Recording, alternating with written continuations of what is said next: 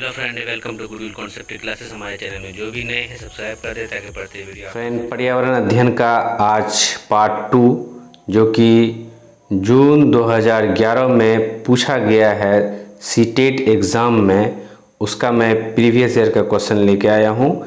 ये पार्ट 2 है। पार्ट 1 जो है 15 क्वेश्चन इससे पहले मैं कर चुका हूँ। आप उसका लिंक जो है इस वीडियो के प्लेलिस्ट में है, प्लेलिस्ट में जाके आप देख सकते हैं। अब तक जो हमारे चैनल में नए हैं फ्रेंड्स, लाइक शेयर सब्सक्राइब कर दें, और जितने भी फ्रेंड हैं लाइक करें, शेयर करें, सब्सक्राइब करें, दूसरों तक इस वीडियो को पहुंचाएं। तो आज का जो पहला प्रश्न है फ्रेंड, वो है ग्रामीण क्षेत्रों में गाय के गोबर से झोपड़ी की दीवारों और फर्श को लेपी जाती है, तो उन्हें क्यों लेपी जाती है? कीटों को दूर करने के लिए, चिकना और साफ बनाने के लिए, खुरदरा बनाकर घर्षण बढ़ाने के लिए, या फर्श के प्राकृतिक रंग देने के लिए। तो इसका जो सही आंसर है वो है चिकना और साफ बनाने के लिए। चिकना और साफ बनाने के लिए। हालांकि इसका आंसर जो है कीटों को दूर रखने के लिए भी होना चाहिए, लेकिन जो ऑफिशियल आंसर है वो चिकना और साफ बनाने के लिए है। अगला प्रश्न है दोस्तों, किसान जो होते हैं, एक किसान दोनों को, है ना, दानों को भूसे से अलग करना चाहते हैं, तो जिस प्रक्रिया से वो किया जा सकता है वो क्या कहलाती है? जो दाने के भूसे से अलग की जाती है, हस्त चयन विधि होगा, थ्रेसिंग विधि होगा, निस्तावन विधि होगा, फसल की कटाई विधि होगा। तो इसका सही आंसर होगा दोस्तों, वो होगा निष्पावन विधि होना चाहिए। निष्पावन विधि है 77 नंबर का, निष्पावन विधि। तो इसका देख लेते हैं, दानों को भूसों से अलग करना, किसान, तो इसका निष्पावन विधि होगा। इसमें डिस्क्रिप्शन में ये दिया, इसका निष्पावन विधि होगा, दानों को भूसों से अलग करना। अगला प्रश्न है दोस्तों,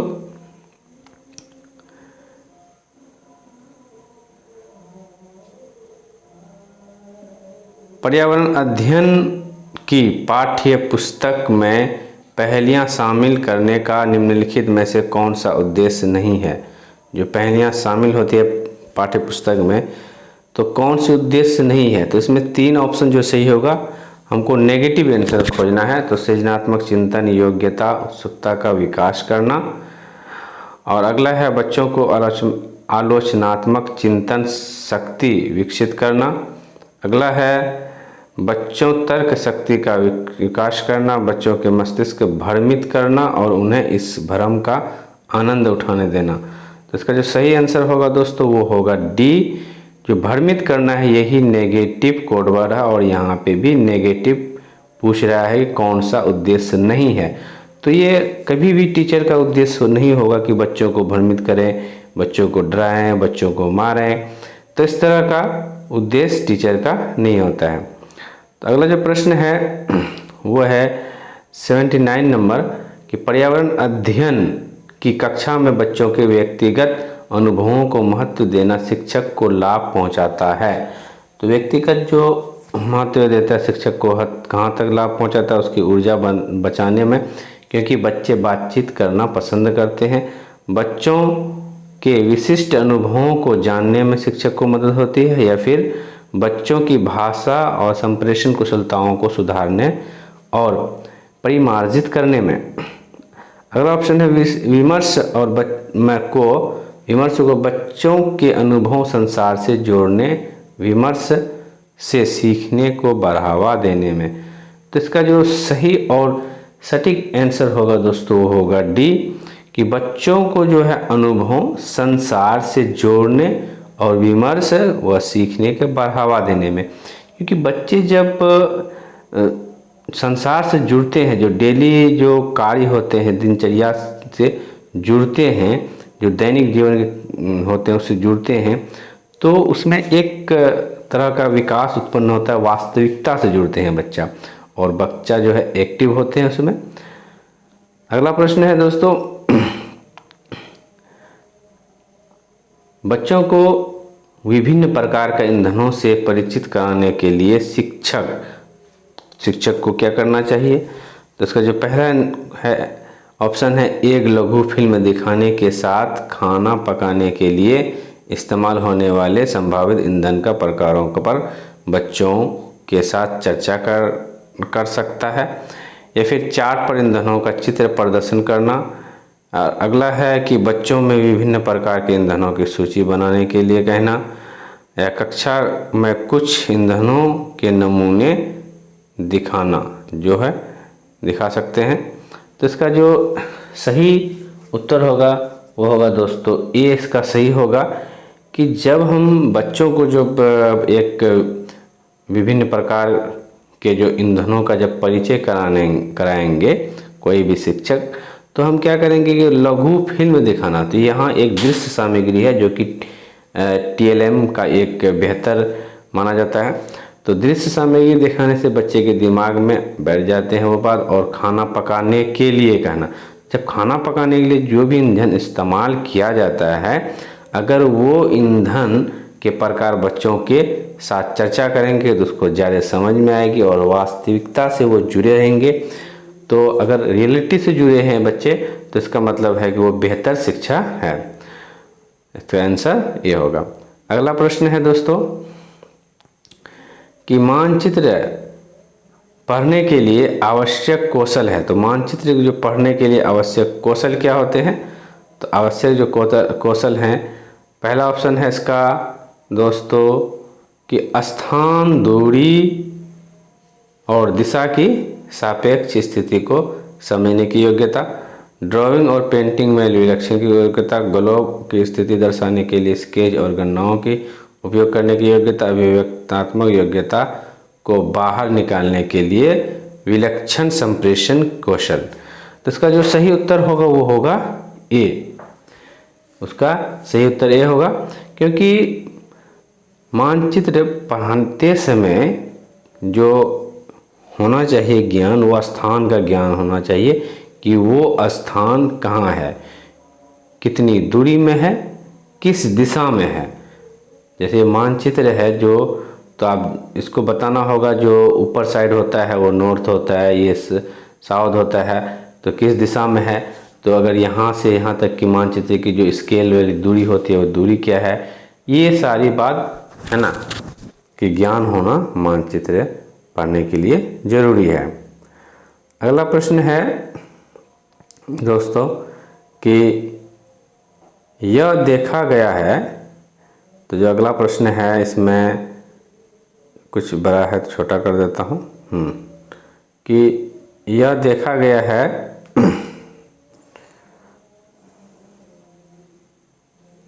दोस्तों, हाँ, यह देखा गया है कि पाचन क्रिया बाहर की अपेक्षा आमाशय के अंदर अधिक तेजी से होती है, क्योंकि तो आमाशय के अंदर जो भोजन का मंथन होता रहता है जिससे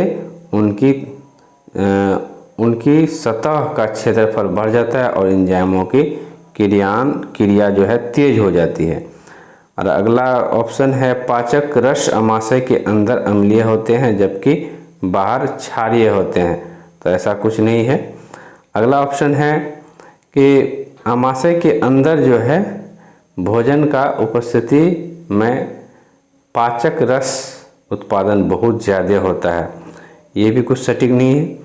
और अगला है पाचक रस जब आमाशय के बाहर रखते हैं तो निष्क्रिय हो जाता है, ये भी नहीं है। जो आमाशय रस है जिसमें कि भोजन पचते हैं, अगर बाहर रखते हैं दोस्तों तो वो अधिक समय लेती है। क्यों लेती है?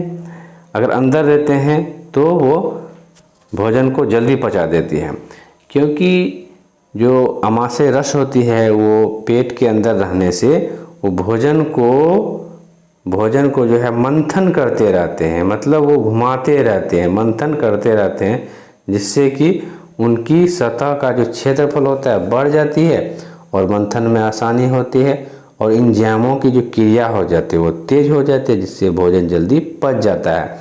जबकि वहीं अगर बाहर में किसी कटोरी में उस रस को रखा जाए और इसमें फिर जो भी भोजन आप खाते हैं उस तरह का यहाँ डाला जाए तो इसमें कोई मंथन नहीं होगा, वो स्थिर होगा। जब स्थिर होगा तो क्या होगा, वो भोजन जल्द से इसमें पचेंगे नहीं। अगला प्रश्न है फ्रेंड 83 नंबर है, पर्यावरण अध्ययन की पाठ्य पुस्तक में रेलवे टिकट का एक नमूना दिखाना क्या कहलाता है? तो बच्चों को वास्तविक जानकारी से अंतःक्रिया कराने का अवसर देता है, साथ ही अवलोकन की कुशलता का विकास करता है। दूसरा है बच्चों को रेल के किराए के बारे में बताता है। तीसरा है टिकट के प्रयुक्त विभिन्न संक्षिप्त अक्षरों का ज्ञान उपलब्ध कराता है। चौथा है निष्कर्ष पर पहुंचने की बच्चा की कुशलता का विकास करता है। तो इसमें जो सही आंसर होगा वो होगा दोस्तों, ये सही आंसर होगा बच्चों को वास्तविक जानकारी। इसका मतलब है अगर जो पाठ्य पुस्तक में बच्चों को अगर टिकट का नमूना दिखाने का मतलब है बच्चों को वास्तविक दुनिया से जोड़ना कि आखिर टिकट होता कैसे है, ताकि टिकट के बारे में बच्चों को ये जानकारी हो जाए और अंतःक्रिया करने का अवसर है वो प्राप्त हो जाए कि टिकट में क्या क्या जो ऑप्शन होते हैं, क्या क्या लिखे होते हैं, जैसे टिकट में कहाँ से कहाँ जा रही है गाड़ी या फिर क्या समय, बहुत सारी बातें जो है उसको अवलोकन करके बच्चा को टिकट के बारे में एक वास्तविक ज्ञान हासिल हो सके। आज का अगला प्रश्न है फ्रेंड 84 नंबर है कि निम्नलिखित कथनों में से कौन सा प्राथमिक स्तर पर पर्यावरण अध्ययन पढ़ाने का उद्देश्य नहीं है? तो पर्यावरण पढ़ाने का उद्देश्य नहीं है तो कौन सा ऐसा है जो उद्देश्य नहीं है? जीवन और पर्यावरण के सरोकार रखने वाले मूल्यों को आत्मसात करना। अगला है प्राकृतिक व सामाजिक वातावरण के बारे में उत्सुकता लाना। अगला है बच्चों को खोजने की प्रक्रिया में लगाना तथा व्यवहारिक क्रियाएं करवाना जो संज्ञानात्मक और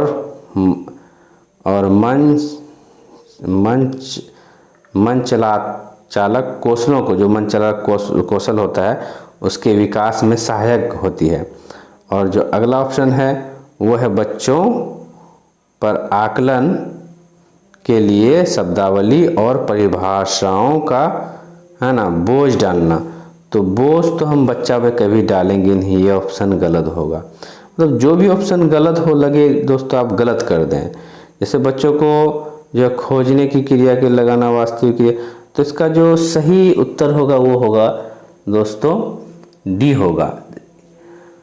इसलिए डी होगा, जब ये गलत हो गया और हमारा जो उद्देश्य नहीं है ये भी जो नेगेटिव मांग रहा है, इसलिए ये नेगेटिव हुआ तो ये ऑप्शन भी नेगेटिव है, इसलिए आंसर इसका यही होगा।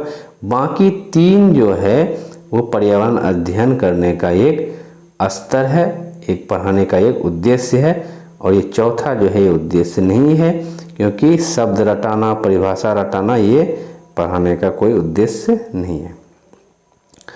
अगला प्रश्न है दोस्तों कि भैंस के पीठ पर आकर जो है बगुला पक्षी बैठा दिखाई देता है। अक्सर पक्षी देखते होंगे भैंस के पीठ पे बैठता है अक्सर।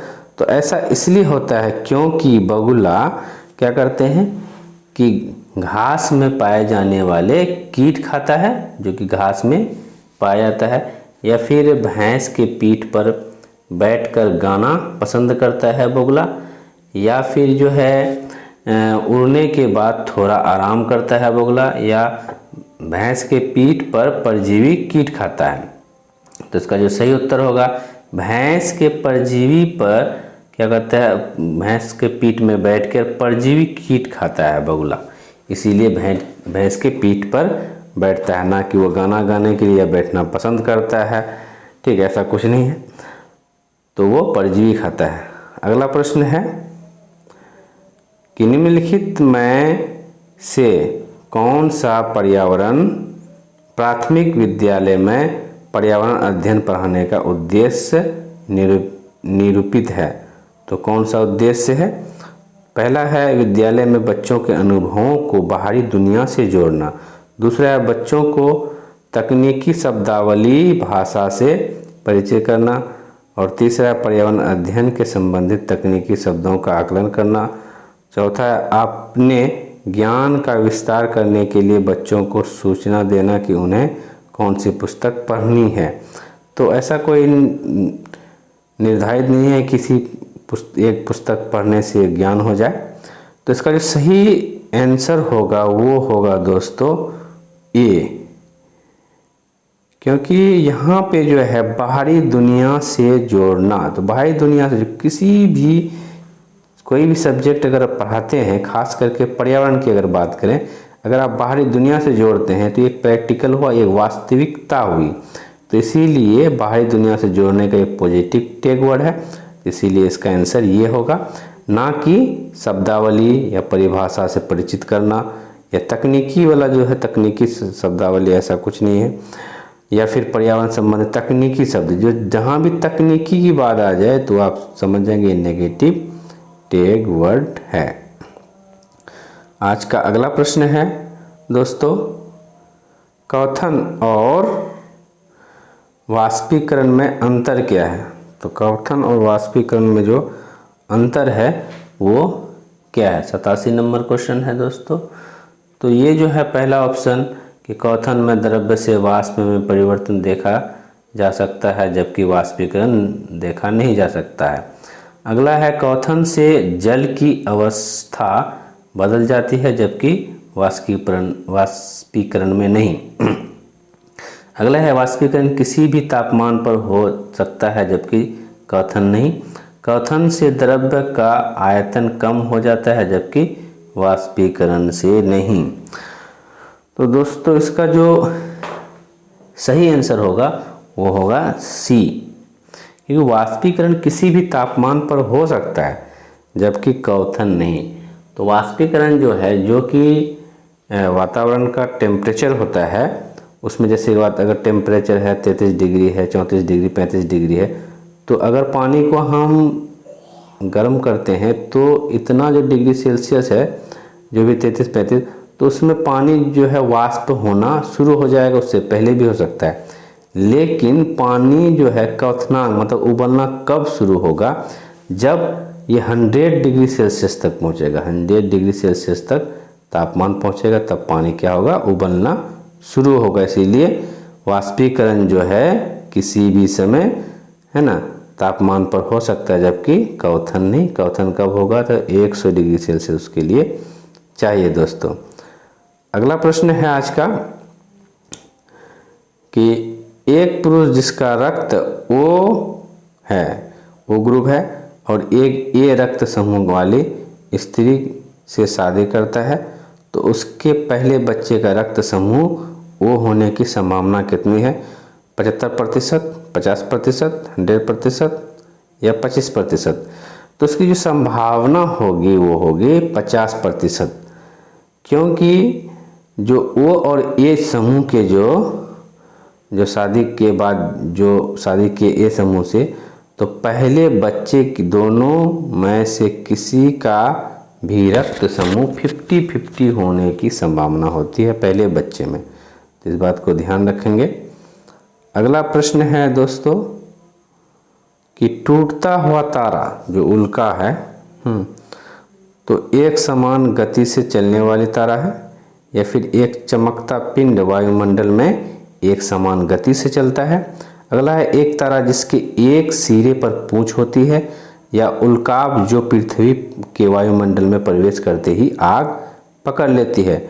इसका जो सही उत्तर होगा वो होगा दोस्तों डी नंबर, इसका सही उत्तर होगा, क्योंकि जो टूटता हुआ तारा होता है वो उल्का पिंड कहलाता है। तो जैसे ही ये जो है जब ये टूट के गिरती है तो एक तरह का एक आग जो होती है इसमें, वही आग का लौ जो है ये पूंछ बना लेती है, ठीक, जैसे पूंछ तरह का दिखाई देता है, तो उसी को हम उल्का पिंड कहेंगे। तो उल्का जो है पृथ्वी के वायुमंडल में जैसे ही प्रवेश करता है वो क्या होता है, आग पकड़ लेती, इसमें आग पकड़ लेते और वो पृथ्वी तक आते आते ये भस्म हो जाता है। अगला और आज का अंतिम प्रश्न है दोस्तों, फ्रेंड, अब तक जो हमारे चैनल को सब्सक्राइब नहीं किए वो सब्सक्राइब कर दें ताकि हमारा प्रत्येक वीडियो आप तक सबसे पहले पहुंचे, सभी वीडियो का नोटिफिकेशन प्राथमिक स्तर पर आकलन में शामिल होना चाहिए। तो क्या शामिल होना चाहिए प्राथमिक स्तर पर? छोटे बच्चों को उत्तीर्ण और अनुत्तीर्ण की श्रेणी के अंतर्गत आंकने के लिए, जो बच्चों को आंकने के लिए, समझने बुझने के लिए प्रत्येक सप्ताह गृह कार्य और कक्षा कार्य। दूसरा है शिक्षक द्वारा सतत और असंरचनात्मक तरीके से किए गए अवलोकन की बच्चों की अभिभावकों के साथ बांटना, जो कि अभिभावकों के साथ बच्चों को बांट देना कि आप ऐसे ऐसा कीजिए। या प्रत्येक सप्ताह औपचारिक परीक्षाएं या खेल तथा उन्हें प्रगति पत्र में दर्ज करना कि आज ने कौन सा खेल खेला तो वो प्रगति पत्र में दर्ज करना। और है अगला है अर्धवार्षिक और वर्ष के अंत में वार्षिक परीक्षाएं करना। तो इसका जो सटीक आंसर होगा वो होगा दोस्तों, इसका सटीक आंसर बी होगा। तो इसका है कि शिक्षक द्वारा जो सतत और जो असंरचनात्मक तरीके से किए गए अवलोकन को बच्चों और अभिभावकों के साथ बांटना। तो बच्चे का जो भी आपने अवलोकन किया है ना, जो कि सतत मतलब निरंतर जो अवलोकन किया, उस तरीके को, अवलोकन को उस बच्चे के अभिभावक से साझा करना, बांटना कि आपके बच्चे में क्या गुण है, क्या अवगुण है, क्या कमी है, उसकी पूर्ति कैसे की जा सकती है, ये सारा डिस्कस अभिभावक के साथ करना। दोस्तों ये आज का अंतिम प्रश्न था। इसी तरह वीडियो देखने के लिए हमारे चैनल को लाइक शेयर सब्सक्राइब करें। जो हमारे चैनल में नए हैं सब्सक्राइब जरूर कर लें दोस्तों। अगर अनसब्सक्राइब हो गया है किसी न किसी तरीके से तो फिर से आप सब्सक्राइब कर लें।